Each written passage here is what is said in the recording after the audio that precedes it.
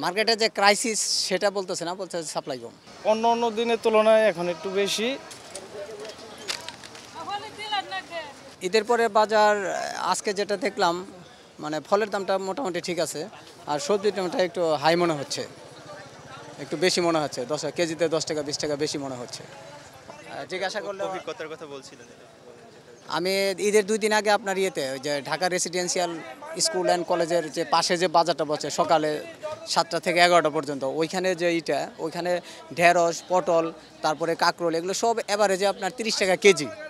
আর আজকে এখানে এসে দেখতেছি আপনার 60 টাকা চাচ্ছে, 50 টাকা চাচ্ছে, কেউ 70 টাকাও চাচ্ছে।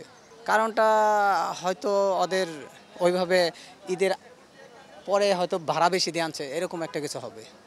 সাপ্লাই কম। হ্যাঁ, গাড়ি ঠিক মতো আসতেছে না, সাপ্লাই কম, এটাই বলছে, কারণটা দেখাচ্ছে। মার্কেটে যে ক্রাইসিস সেটা বলতেছে না, বলছে সাপ্লাই কম। সব মিলিয়ে দ্রব্য এখন যেহেতু বেশি, আমার কাছে বেশি মনে হচ্ছে।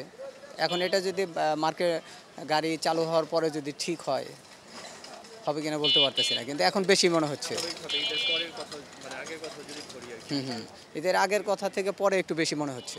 এটা অ্যাকচুয়ালি কি ওই আপনার আমাদের বেশি করে ফলন ফলাইতে হবে, প্লাস আপনার ঢাকা শহরে যাতে জানে এই পণ্যগুলো সহজে ঢুকতে পারে, রাস্তায় কোনো ধরনের ভ্যাট ট্যাক্স যেন না হয়, তাহলে পরে মার্কেটটা ঠিক রাখা যাবে।